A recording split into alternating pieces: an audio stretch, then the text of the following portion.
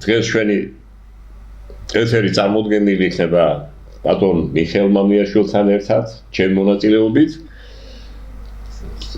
და სანამ ჩვენ დაწყებულ თემაზე გავაგრძელებდეთ საუბარს, ანუ იმ ადამიანებს ვის შესახებ მივაწოდებდეთ საზოგადოებას ინფორმაციას, რომლებიც წლების მანძილზე მუშაობდნენ, მოღვაწეობდნენ პროკურატურის ორგანოებში.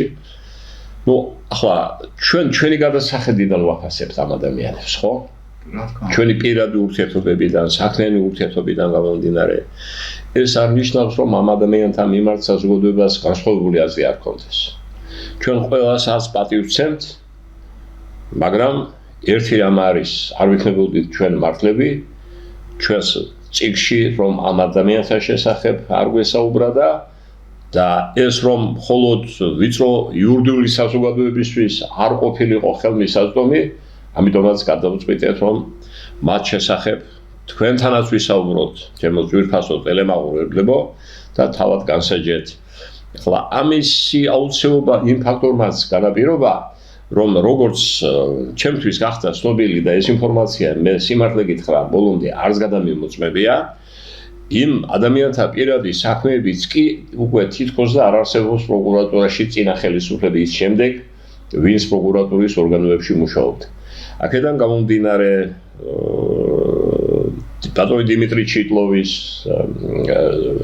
საკმაოდ ვრცელი ნაშრომი პროკურატურის მუშაკებზე, სიტყვა აქვს პროკურორს, ხო, სადაც ფოტოსურათები, ბიოგრაფიული ცნობები არის მთელ რიგ პროკურატურის მუშაკებზე, ალბათ ისიც არ არის ამომწურავი, მაგრამ შედარების სრულყოფილია.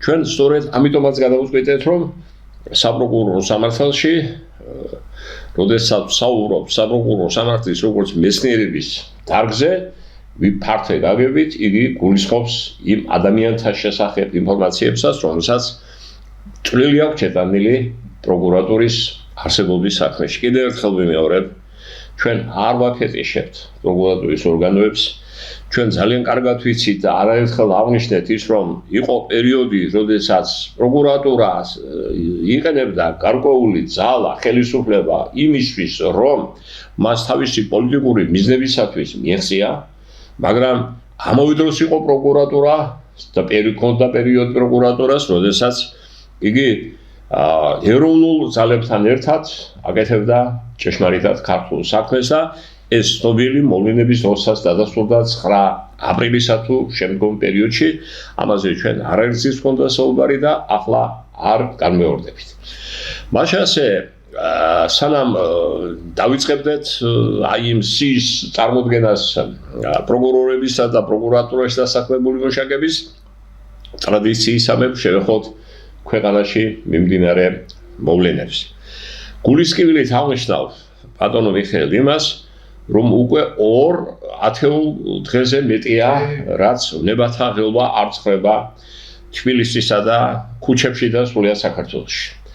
არის წინააღმდეგობა, ზოგი ახრებულია იმით, რომ დღეს მოიმატა, ახვალ მოიკლო თქვათ ამ მომიტინგეთა რაოდენობა, ზოგი პირიქით ფიქრობს, მაგრამ ერთი რამ არის, ამ ურთიერთდაპირისპირებაში ჩვენ არაერთხელ გვითხოვს და ახალს გვინდა გავიმეოროთ, დაზარალებული თუ ვინმე იქნება ქართული სახელმწიფო და ჩვენი მომავალი. ამიტომ საჭიროა გონს მოვეგოთ სხვადასხვაშორის ეს ტელევიზია, რომელსაც დღეს ჩვენ წარმოვადგენთ, ასევე ბატონი თემურ შაშიაშვილი და მისი გუნდი ყველაფერს აკეთებენ იმისთვის, რომ ეს ნებათა ღელვა ჩაცხრეს, ერთის შეხედვით თითქოს და შეურიგებელი მხარეები შერიგდნენ და ერთმანეთთან მისასვლელი ხიდები არ დაწვან. ღმერთთან უქნას, რომ მოხდეს ფატალური შედეგი დადგეს, ეს ძალიან მძიმე შედეგი დამთავრდება სრულიად საქართველოში. ეს არის ჩვენი მოწოდება, რაც ჩვენ შეგვიძლია ყოველთვის ვიდექით, თუმცა ყოფილა ჩვენ ცხოვრებაში ალბათ ბატონო მიხეილ შემთხვევები, როდესაც დღევანდელი გადასახედიდან შეიძლება ზოგიერთი მიმართულებით არასწორ მხარეზეც კი ვდგარ ვართ. ესეც არის. მაგრამ ჩვენ შვილებს, ჩვენს ახალგაზრდა თაობას მე მინდა უსურო ერთი რამ, რომ იგივე შესწავლები, რაც ჩვენმა თაობამ ჩაიდინა მათ არ დაეშვათ. ანუ ჩვენ უნდა ვიქცეთ შემდგომი თაობისთვის, ახალგაზრდა თაობისთვის იმ ხიდად, რომელსაც მათ დაუყოლებლად უნდა შეეძლოთ გავლა. ახლა ორიოდე სიტყვით მინდა შევეხო ერთ ძალიან მნიშვნელოვან საკითხს. და თქვენი აზრი მაინტერესებს და ამავე დროს მნიშვნელოვანიც იქნება საზოგადოებისთვის. თქვენ ხედავთ, რომ ფაქტობრივად სახელმწიფოთა საკმაოდ მნიშვნელოვანმა ნაწილმა მე დასავლეთის სახელმწიფოებმა ძირითადად მხედველობაში ფაქტობრივად ომი გამოუცხადა საქართველოს დღევანდელ ხელისუფლებას. ახლა ამ დავაში თუ ვინ არის მართალი ამას ისტორია განჯის, ერთადერთი კარგი საშუალება ამისთვის იქნებოდა მიუკერძოდელი და ობიექტური სასამართლო, მაგრამ დღეს ამ სასამართლოსების მიმართაც და გამოძიების მიმართაც საზოგადოების ნაწილი სკეპტიკურადაა გამწყობილი და რა გადაწყვეტილებაც არ უნდა მიიღონ, მათ არ მიიღებს, ხო? ასეთ სიტუაციაში სახი აზრი ნელ-ნელა იმარჯვებს. მე როგორც ხედავ, იმიტომ რომ ძალიან დიდი ჰქონდათ მოლოდინი ვთქვათ, რომ დეკემბრის თვეში, 16 დეკემბერს რომ მიღებული იქნებოდა რეზოლუცია, რომლითაც დასაცილდებოდა ხელისუფლება საქართველოსი, მაგრამ იქაც არ აღმოჩნდა ერთულოვანი დასავლეთი, ხო? 5 სახელმწიფომ, მე ვფიქრობდი 2 სახელმწიფოს, მაგალითად უნგრეთსა და ფიცოს ხელისუფლებას, რომ ისინი არ დაუჭერდნენ მხარს ამ სანქციის გამოყენებას საქართველოს ხელისუფლების მიმართ, მაგრამ მათ როგორც აღმოჩნდა შეუერთდა კიდევ სხვა სახელმწიფოებიც, ხო? ასეთ პირობებში იქნება კიდევ ერთხელ კიდეს დაფიქრდება და როგორც ბრძანებს ბატონი თემურ შეშიაშვილი, მიტევება შერიგებისკენ ნაბიჯის გადადგმა ძლიერთა ხვედრია და არასუსტების. ძლიერებს შეუძლიათ მხოლოდ ეს ნაბიჯი გადადგა. რამდენად მე მოუწოდებდი ხელისუფლებასაც, მოუწოდებდი ოპოზიციასაც, რომ ძლიერები ყოფილიყვნენ, ამაღლებულიყვნენ თავიანთ გრძნობებზე, თავიანთ ამბიციებზე და ქვეყანა დააყენონ სწორ გზაზე. აი ეს იქნებოდა ჩვენი სურვილი. მაგრამ აქ მაინტერესებს ერთი რა, რაზე მინდა მე თქვენი ყურადღების გამახვილება. ხელისუფლებამ, როდესაც ბალტიისპირეთის რესპუბლიკებმა ხო მიიღეს გადაწყვეტილება სანქციონირების შესახებ ხელისუფლებისა და მათ შორის მართლმსაჯულების ორგანოების, სასამართლო ორგანოების ცალკეულ წარმომადგენელთა სანქციონირების შესახებ, გადაწყდა, რომ მას აქვს ანალოგიური მექანიზმები, რომელთაც შეუძლია უპასუხოს ქმედითი მექანიზმებითანაც, მაგრამ ამას არ აკეთებს იმ უბრალო მიზეზით, რომ არ უნდა საბოლოოდ ამ ქვეყნებთან და ხალხთან მისასვლელი ხიდი დაწვას. მოდით ახლა ჩვენ ხელისუფლების ნაცვლად ვიფიქროთ და სამართლებრივად რამდენად აქვს მექანიზმი იმ პირთა მიმართ, რომლებიც ხელისუფლების წარმომადგენლებისავე განმარტებით უხეშად ერევიან ქვეყნის საშინაო საქმეებში, ზიანს აყენებენ მის ავტორიტეტს, როგორც საშინაო, ასე საერთაშორისო ასპარეზზე და ასე შემდეგ. არის თუ არა რაიმე მაგალითად სამართლებრივი მექანიზმი, რომელიც შესაძლებელია გამოყენებულიყო ქართული სახელმწიფოს მიმართ ცალკეული უცხო ქვეყნის წარმომადგენლების, ეს იქნებიან ვთქვათ არჩევით თანამდებობაზე თუ ხელისუფლების სხვადასხვა შტოს წარმომადგენლები. ამ კუთხით თუ გიფიქრიათ თქვენ და ძალიან საინტერესო იქნებოდა თქვენ ბოლოს. უპირველეს ყოვლისა მოგესალმებით ტელემაყურებლებო, ძალიან კარგი და ჭკვიანი შეკითხვაა. ეხლა უკვე როგორც ხედავთ, აგერ უცხოელი ეს იქნება ლიტვა თუ ესტონეთი, ცალკეული პირები ერევიან მართლაც საქართველოს საშინაო საქმეებში. ეხლა ისმება კითხვა, არის თუ არა მექანიზმი იმისა, რომ ამ პირების მიმართ განხორციელდეს სისხლის სამართლებრივი დევნა. რა თქმა უნდა არის. აგერ ჩავხედოთ 332 მუხლს. ეს არის სამსახურებრივი უფლებამოსილების ბოროტად გამოყენება. და როდესაც საუბარია მოხელის ამასთან გათანაბრებული პირის მიერ სამსახურებრივი უფლებამოსილების ბოროტად გამოყენება, საჯარო ინტერესის საწინააღმდეგოდ თავის საზღვისთვის რაიმე გამორჩენის ან უპირატესობის მისაღებად რამაც ფიზიკური ან იურიდიული პირის უფლების საზოგადოების ან სახელმწიფოს კანონმდებლო ინტერესების არსებით დარგვა გამოიწვია. ამავე მოხდა აქვს მეგობრებო დაუნძებელი გარემოებები ან მაკვალიფიცირებული გარემოებები არაერთის და ასე შემდეგ. აქვე მითითებულია ბატონო თემურ რომ ამ თავის მიზნებისათვის მოხელესთან გათანაბრებული პირი ასევე გულისხმობს უცხო ქვეყნის სახელმწიფო თანამდებობის პირს. ანუ ცალსახად ჩანს რომ ასეთ შემთხვევაში ჩვენ შეგვიძლია გამოვიყენოთ სისხლის სამართლის კოდექსის 332 სამოხელეო დანაშაულისთვის გათვალისწინებული 333 314 ასე რომ აი 39 თავია ეს სისხლის სამართლის კოდექსში და მას სამოხელეო დანაშაული. საინტერესოა ასე რომ საქართველოს აქვს უფლება ასეთი პირის მიმართ გამოყენებული იქნეს სისხლის სამართლებრივი დააკისრონ სისხლის სამართლებრივი პასუხისმგებლობა, რა თქმა უნდა, გამოძიების და მართლმსაჯულების განხორციელების შემდეგ ასეთი პირებს მიცემული იქნება პასუხისმგებაში და აგერ მე კიდევ ერთხელ გადავხედე ამას. აი მოხელისან მასთან გათანაბრებული პირის. ესე იგი აქ მავანი შეიძლება შემოგვედავოს დაკითხვას რომ ესენი საქართველოს ტერიტორიაზე მოხელები არ არიან ქართული კანონის მიზნებისთვის, მაგრამ მასთან გათანაბრებული პირი, მოხელესთან გათანაბრებული პირის შესახებ შენიშვნას თუ შევხედავ 332 მუხლის მეორე ნაწილით თქვენ ზებართვით წავიკითხებ. აი და ეს შენიშვნა ვრცელდება ყველა იმ დანაშაულზე, რომელიც ამ თავშია წარმოდგენილი, ხო?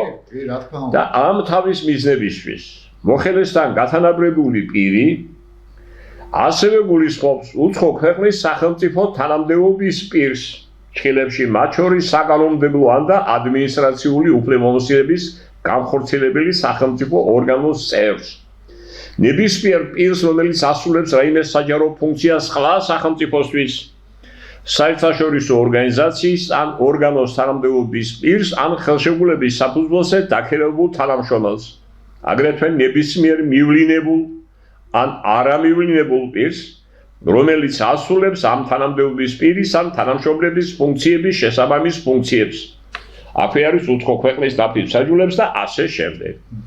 ერთი სიტყვით, ის პიროვნებები, რომლებიც დღეს გამოდიან, მოუწოდებენ ქვეყანას და თავიანთ გავლენის ქვეშ მყოფ ძალებს ქვეყნის დაქცევისკენ, ჩამოქცევისკენ, ესენი პრაქტიკულად ან თავიანთ უფლებამოსილებას იყენებენ მოროდად, ან სულ ცოტა ამეტებენ თავიანთ უფლებამოსილებას და წარმოადგენენ სამოხელეო დანაშაულის სუბიექტებს.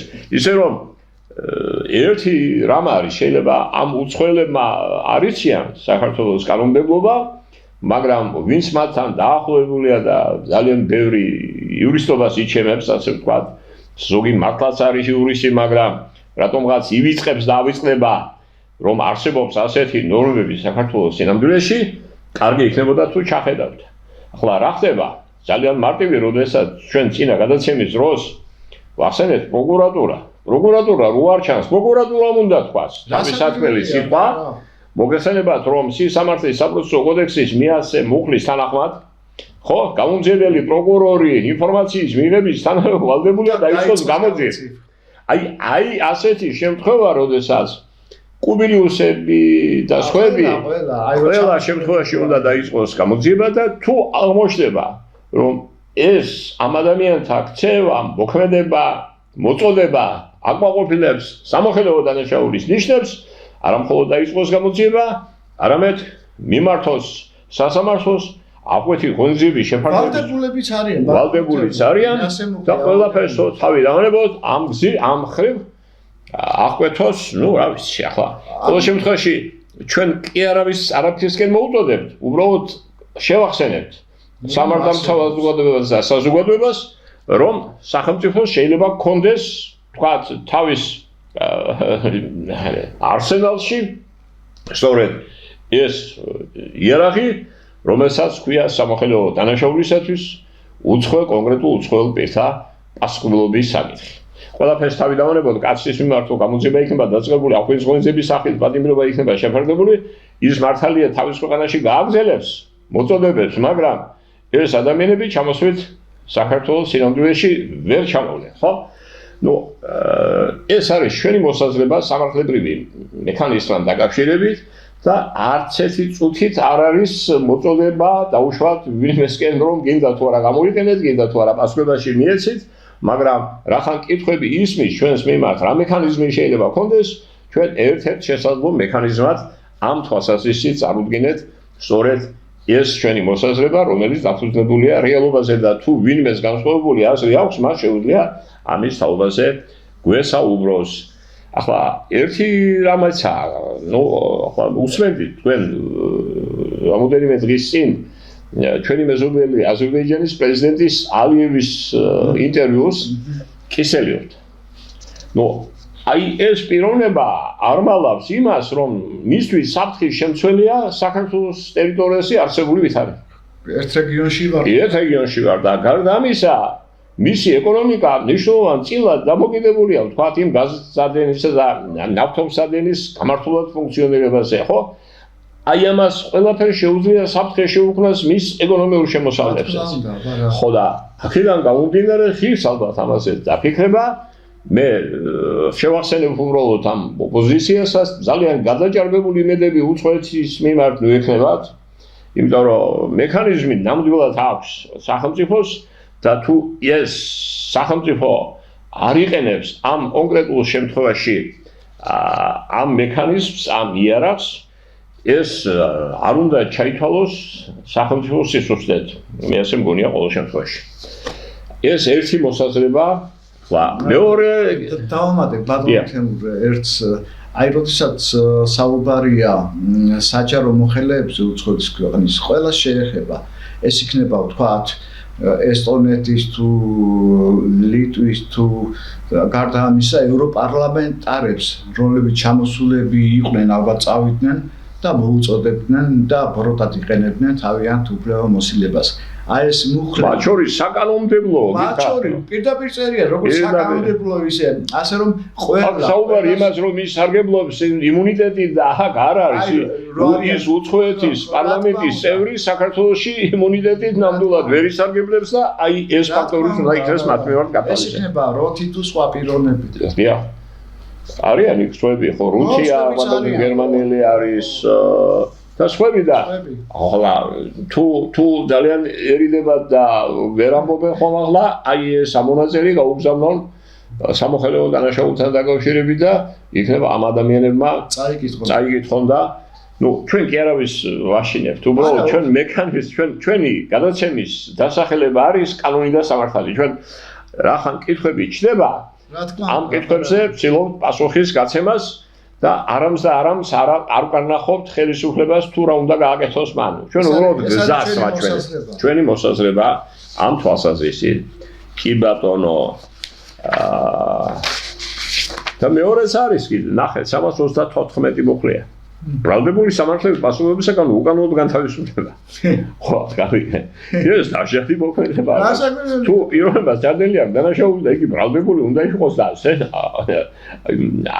არ აყენებს მისი ბრალდებული სახით პასუხებაში მიცემის საკითხს, ესეც დანაშაულია და არაერთი ასეთი ნორმა არსებობს და მინდა შევახსენო ჩვენს ძვირფას მეგობრებს საზღვარგარეთიდან რომ თავის დროზე ეს მოხლები მათი დაჟინებული მოთხოვნით იქნა შეტანილი სისხლის სამართლის კოდექსში. ისე რომ მართალია დღეს სამართალს უკარგავენ როგორც ფასეულობას ფასს, მაგრამ მომავალში ვფიქრობ რომ ეს ასე არ იქნება და სახელმწიფოსაც არ დაჭირდება ასეთი მკაცრი ღონისძიებების გამოყენება მათ მიმართ. და კიდევ ერთი რამ ჩვენ ძალიან ხშირად ვისმენთ ბატონო მიხეილ რომ არჩევნები გաղავთ. ყველა შეიძლება თავისი მოსაზრება ქონდეს, ხო? ჩვენი პოზიცია დავაფიქსირეთ. და ვთქვით, რომ მე მაგალითად იქ საარჩევნო ყუთთან ან გარეთ კანონსაწინააღმდეგო ქმედება ვთქვათ, რომელიც დაკავშირებული იქნებოდა ვინმე სიძულებასთან, ძალით მიყვანასთან, ან ვთქვათ, სხვა მანიპულაციების ჩაუტარებლობასთან არ მინახავს. მაგრამ ეს ბუნებრივი არ ნიშნავს იმას, რომ თქვა სხვა საარჩევნო უბანში სხვა სახის ღონისძიებები არ ყოფილა გატარებული. მაგრამ აი ყველაფერს ამას არ შეიძლება დავარქვათ ჩვენ გაყალბება. და ეს რომ ასია სისხლის სამართლის კოდექსს დავეყნოთ და აი ამ კოდექსში სხვადასხვა სახელები ქვია, მაგალითად საარჩევნო ან სარეფერენდუმო კომისიის მუშაობისთვის ხელის შეშლა არის 163 მუხლი. ხმის მიცემის ფარულობის დარღვევა, ხმების არასწორად დართვა, არჩევნების შედეგების არასწორად შედგენება მოცემულია 164 მუხლში. მერე დაემატა 164 მუხლს პრიმა, ეს არის ამომრჩევლის მოსყიდვე, ხალხი დანაშაულია და მას თავის სახელი უნდა დაერქვას თავისთავად. შემდეგ 164 მუხლს აქვს 2 პრიმა, ეს არის ყალბი დოკუმენტი საფუძველზე არჩევნებში, რეფერენდუმში ან პლებისციტში მონაწილეობის მიღება. 164 3 პრიმა მუხლის, ეს არის არჩევნების გაყალბება. ანუ მე იმის თქვა მინდა ბატონო მიხეილ, რომ ეს ფარულობის დარღვევა თუა, მაშინ არჩევნების გაყალბება, სხვა დანაშაულები დავარქვათ, ხლა თავის სახელით დავარქვათ ყველაფერს. ასევე 164 ამომრჩევლის ნებაზე ზეგავლენა ან და საარჩევნო ხმის ფარულობის დარღვევა. აი, რა ჩვენ ვთქვით? თუ რამე შეიძლება იყოს აქ ამ მოცემულ შემთხვევაში, ერთი ამბობს, მე თუ არ დავჩი, ის მოვა და დაგიჭერს, გაგანადგურებს, აგართმევს. მეორე მხარე ამბობს, თუ მე ხმები არ მივიღე და კონსტიტუციური უმრავლესობა მიიღო ხელისუფლება, ჩვენ როგორც პარტიას წავშლის საერთოდ დღის წესრიგიდან და ასევე გატარდება ისეთი ღონისძიებები, რომელიც ძალიან დაგვაზარალებს. ანუ არის თუ არა, აი ეს საკითხები ეს გამოძიების მიერ დასადგენია, მაგრამ დუმილი ასეთ შემთხვევაში კი არაა საჭირო. არამედ აქტიური საგამოძიებო მოქმედებების წარმოება და აი მე ჩვენს მაყურებელს მინდა აი ესეთი მაგალითი შევთავაზო უпростоრად. ქონია თუ არა ჩვენ საერთოდ ჩვენს პრაქტიკაში გაყალბების ან ფარულობის დარღვევის შემთხვევები. თუ გახსენდებათ, აი თქვენ საგამოძიებო პრაქტიკაში თუ ყოფილა ასეთ. სხვა შორის. აი თუნდაც საბჭოთა პერიოდშიც.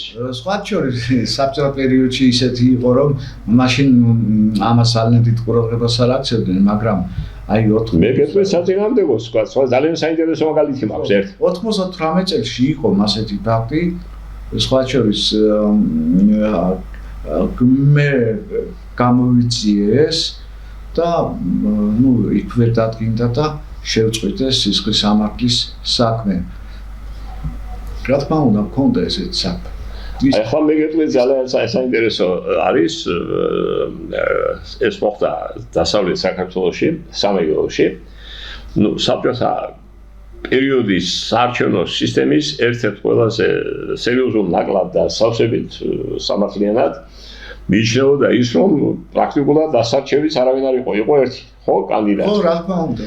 ხო, ირჩევდნენ საჯულებსაც, მაგრამ უეცინასარიცოდა მოსამართლეებსაც, მაგრამ და აი აქ ირჩევდნენ პოლიტიკური ნიშნის მიხედვით, ხო, ადამიანებს დეპუტატებად ირჩევდნენ და მოხდა ასეთი რამ. პროკურატურის ორგანოებში იყო ასეთი, რომ განაწილებული იყო ზონებად და მე რატომღაც როგორც განსაკუთრებით მნიშვნელოვან საქმედან გამომძებელს შემხვდა სამეგრელო ზონა, რახან იქიდან ვეყავი წარმოშველი. ხო და ჩამოდის რაიონის პროკურორი, ნუ ჩემთან შემოვიდა და მე უნდა შემეყვანა ხელმძღვანელობასთან და სახლის გულ ჩამაყენებია რა მოხდა. კაც სახე აქვს აშლილი. რა ხდება? რა ხდებაო და ძალიან ეს პოლიტიკურ დანაშაულთა რangში გადიოდა მაშინ. აიო საარჩევნო საკითხთან დაკავშირებითო შემთხვევა მოხდაო ჩვენს რაიონშიო და რა იყო შინაარსი მაინტერესებდა რა მოხდა. ნუ გასult კენჭებს ურიგებდნენ ეგრეთ წოდებული ბარათებს ხო რომელიც უნდა მისულიყავი და ჩაგებდა ხო? ხო და ერთ ოჯახში რომ მიიტანეს ირჩევენ რაიონული აღმასკომების დეპუტატებს ვაი. ხო. 8 საათზე იხურებოდა საარჩევნო უბანი, გახსოვთ? კი. ხო. დაახლოებით დღის მეორე ნახევარში ერთი ქალბატონი მივიდა და მიიტანა თავისი და თავისი მეუღლის ეს კენჭები, ესე ვთქვათ. ხო და უთხრა იმათ, ჩემი მეუღლეო, შეუძლოთაო, ვერ მოდისო, გამომადანაო და მე ჩავყრით რომ შეიძლება, ჩააღრევინ ეს. ნახევარი საათი რო აკლია საარჩევნო ურნის დახურვას, მოდის ამ ქალბატონის ქმარი. და ითხოვს კი, მაგრამ ჩემი კენჭები კენჭი სად არის? ასკვიო, შენმა ცოლმა ჩააგდო, ჩემმა ცოლმა ჩააგდო, ჩემ ცოლს ორი ხმა ჰქონდა და მე არც ეთიო და ამას ხო წარმოვიდგინეთ რა ამბავი მოყვებოდა. ეს დამთავრდა იმით, რომ საარჩევნო ურნის კომისიის თავმჯდომარე მიეცა სისხლის სამართლის პასუხისმგებაში, როგორც გაიგვა აი ამ თავმჯდომარესა და ამ პიროვნებას შორის რაღაცა შუღლი არსებობდა მიწასთან თუ რაღაცებთან დაკავშირებით და ეს გამოიყენა. ანუ შემთხვევა საარჩევნო სფეროში შეიძლება დღევანდელი გადასახედიდან სასაცილო, მაგრამ იყო.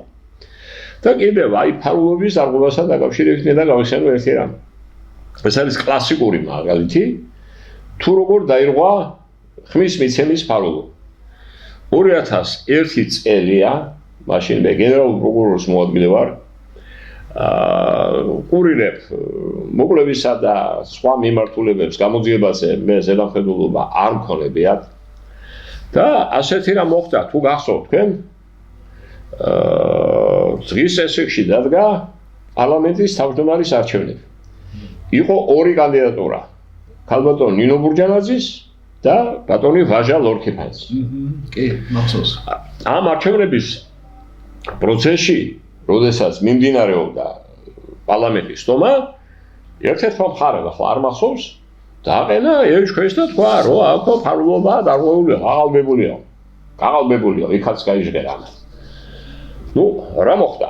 თქვენ გახსოვთ 250 კაცი იყო მე მგონი მაშინ რაოდენობა დეპუტატების და თითოეულს ეძლეოდა ბიულეტენი, იყო აი ამ ფურცლის ნახევრის სტოლი, სადაც იყო მითებული ორივე გვარი და უნდა შემოგეხაზა თავისთავად.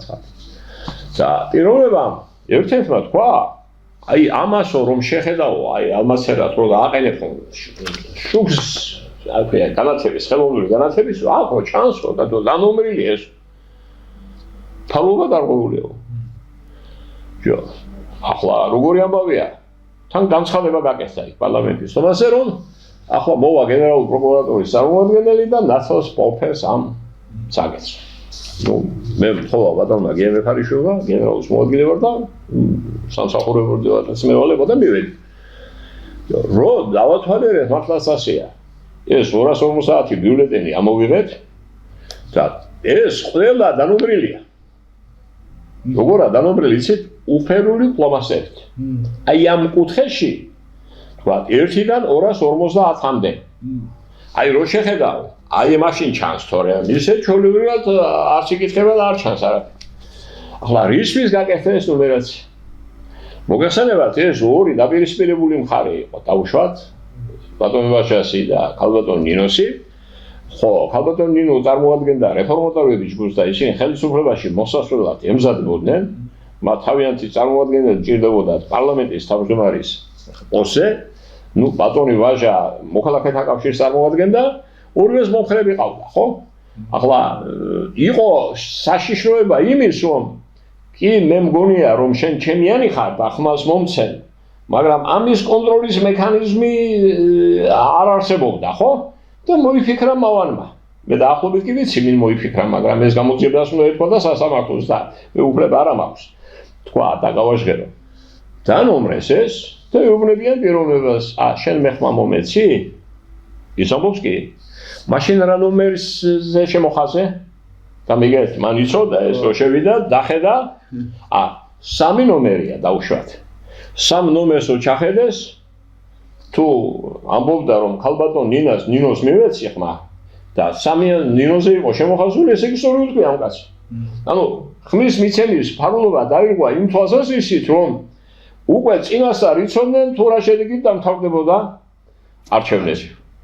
ნუ ეს მასალები ყველა შორის ახლა მე ჩემ თავს უფლებას მივცემ დღეს თქვა რომ იქ იყვნენ იურისტები წარმოადგენლები რომელსაც დიპლომი ჰქონდათ იურისტების მაგრამ განცხადება იმის რომ გენერალ პროკურორის მოადგილე მოვადან 9 საათში გვეტყვის ვინ არის ამ საქმეში გამყალბებელი და ახლა რომ ცნობოდა კიდევაც როგორ ვიტყოდი სასამართლოს კანონიერ ზალას შესული გადაწყვეტილების გარეშე ხო სწორია რა თქმა უნდა ხო და მით უმეტეს 9 საათი კი არა ღამის 4 საათზე დაუმთავრეთ ამ ბიულეტენების მხოლოდ დათვალიერება და ამოღება გამიგეთ ეს როგორი შრომატევადი პროცედურა იყო ნუ ყველა უნდა აღწერილიყო თავისთავად ხადია რომ მე სადავო არ გამხდარი ანუ დაირღვა ის ხალხი ვინც ამ პროცედურაში მონაწილეობდა დღესაც პოლიტიკაში მათ ხომ იციან რას ნიშნავს ხმის მიცემის პავლობის ნამდვილი დარღვევა. ხო გამიგეთ ვის ხმა მინდა? ანუ არ ვიცით ხო, ამას ვერ იწვიათ ხო, იციან. ხო და აი ასეთ შემთხვევაში არის თუ არა პავლობის დარღვევა ის რომ გამოჟონა მელანმა დაუშვათ 150-დან 5-დან 10 შემთხვევაში 20 შემთხვევაში. ნუ შეიძლება რაღაც ნიშანი წარმოადგენდეს ახლა ჩვენ ეს ძალიან მარტივად გავშიფრეთ, იმიტომ რომ ეს კონტროლის კარგი მექანიზმი იყო თქვათ იმ ადამიანებისთვის, ვისაც აინტერესებდა ხმის რაოდენობა, ცნობისთვის, ქალბატონმა ნინომ გაიმარჯვა მაშინ.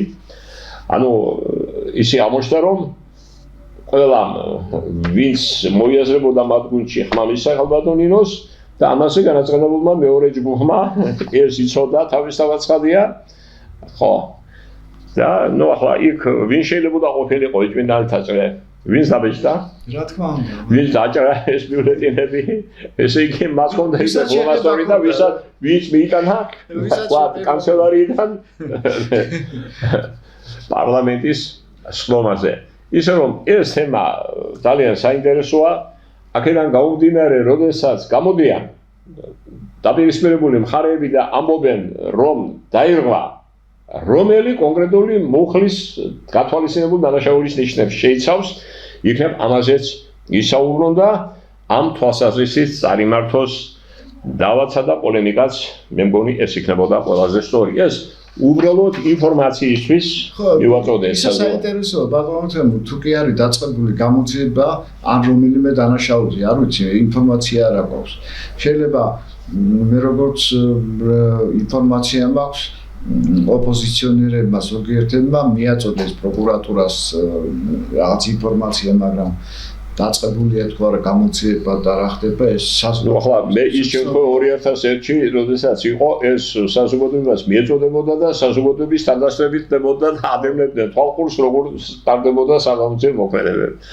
ისე რომ კიდევ ერთხელ ვამბობ პროკურატურას ამ საკითხების გაშუქების საქმეში ძალიან დიდი როლი შეუძლია ითამაშოს და აი ეს ორი შემთხვევა მაინც რომლის შესახებაც ჩვენ ახლა ვისაუბრეთ, სასურველია რომ აი ამ შესახებ ინფორმაცია მიეწოდონ საზოგადოებას. ისე რომ კუვილიუსის და სხვების გასაგებად მინდა ვთქვა, რომ მათი თითქოს და უწყინარი მოწოდება შეიძლება აღმოჩნდეს სამხელეო დანაშაულის შემადგენლობის მქონე ქმედება და ამაზე ნამდვილად ხის დაფიქრება ალბათ.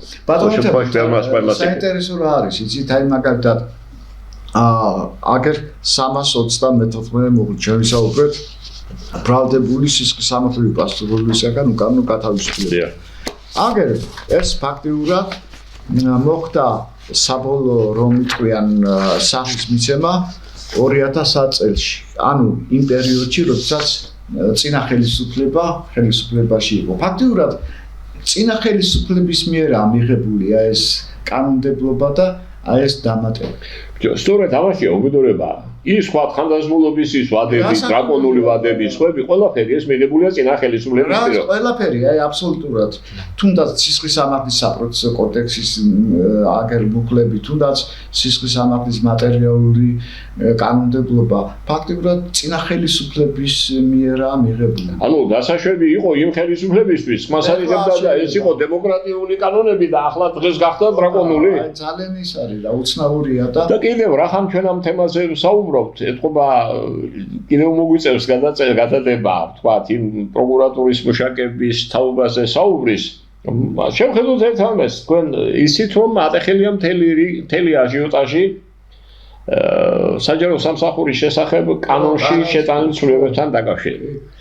ნუ ახლა რა მინდა იცით თქვა, მე ნიშნის მოგებით კი ვლაპარაკობ, მაგრამ ეს კანონმდებლობა თავისთავად რომელიც აძლევდა შესაძლებლობას წინა ხელისუფლებას რომ ადამიანები გაინთავისუფლებინა სამსახურიდან და კაციშვილი ამაზე ყურადღებას არ აქცევდა მე უბრალოდ ერთი რამ შემიძლია გითხრათ ასეთი გახსოვთ თქვენ მოსამართლეთა მასიური გაშვება რო ხდებოდა საქართველოში ხო აი იქ იყო ერთი ასეთი მე დეტალურად შევისწავლე ჩემი ახლობლის დედის საქმე იყო.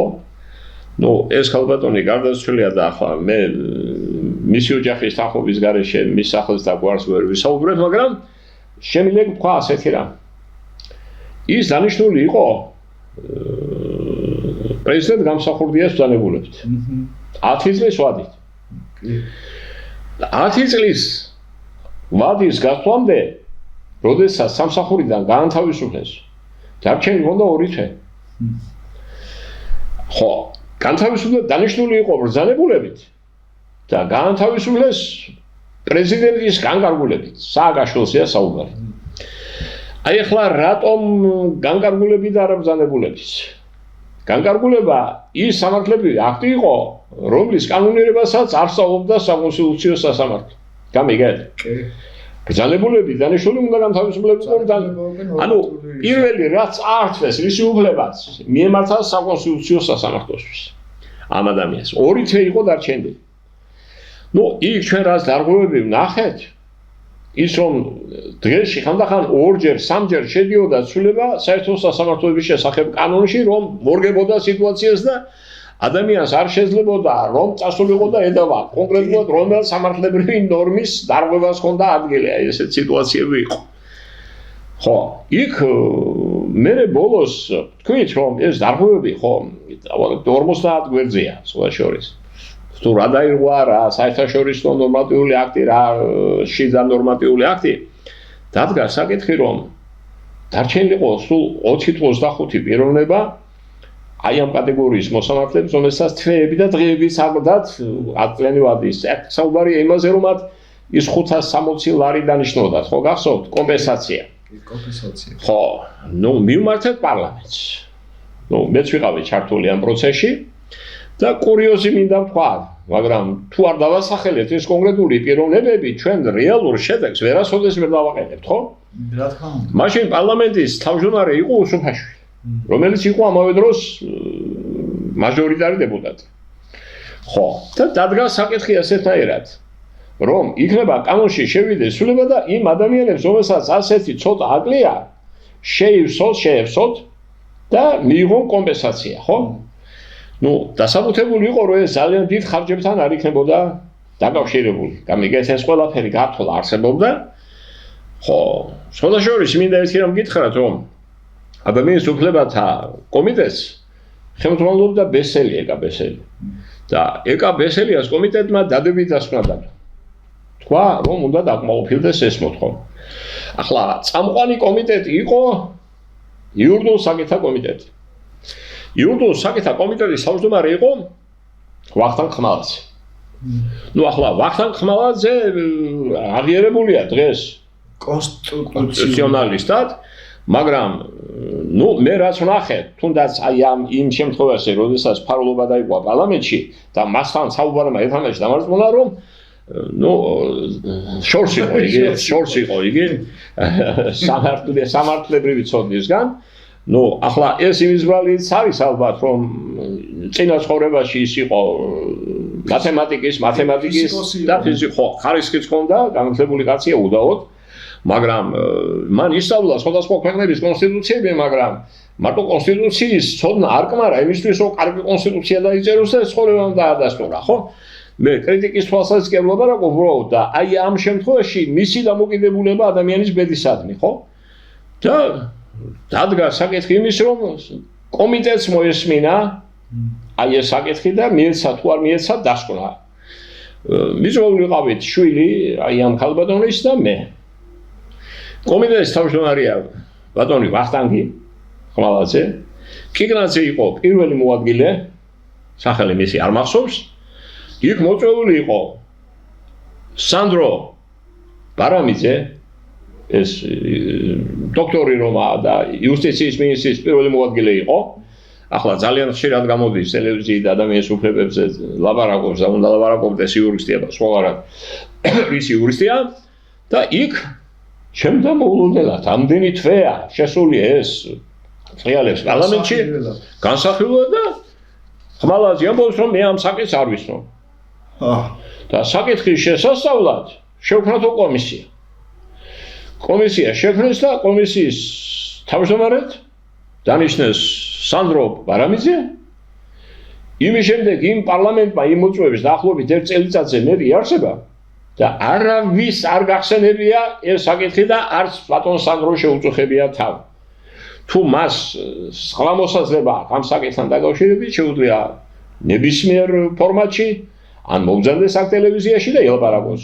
მაგრამ მე უბრალოდ მათ ვახსენებ რომ ეს იყო დავალება რომ ეს ადამიანები რომელმაც გაბედეს და არ დაწერეს განცხადება და არ წავიდნენ მოსამართლეობიდან დაჟილიყვნენ სამაგალითოდ.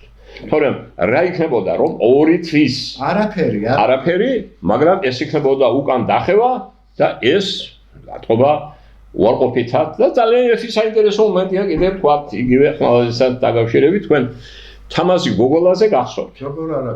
თამაზი გოგოლაძე მას იცნობდა ეთყობა დეპუტატი იყო პარლამენტში კომიტეტის თავმჯდომარე და თამაზი გოგოლაძე პროკურატურიდან გახსოვთ იყო ესე twins განცხადებას დაწერდა და წავიდოდა თუ მას ჰქონდა 25 წელი თავიდან მე 20 წელზე დავიდა ეს აძლევდა კომპენსაციას ხო იყოს ესე იგი როგორ იყო იცით ხელფასის 60% ხო ხო და 65-ის რო ხდებოდა და მიიღო სრულად ხო და თამაზი მართლა წერა ეს განცხადება მაშინ იყო საქართველოს გენერალურ პროკურორს უფროს თანაშემწე მისაღების და კი კანცელარია და მისაღები ხო მართლა წერა განცხადება მაგრამ აღმოჩნდა რომ განცხადება დაწერილია ანუ თამაზის სახელით სხვამ დაწერა განცხადება და იმ სხვა განცხადების, სხვის დაწერილი განცხადების საფუძველზე გაანთავისუფლეს.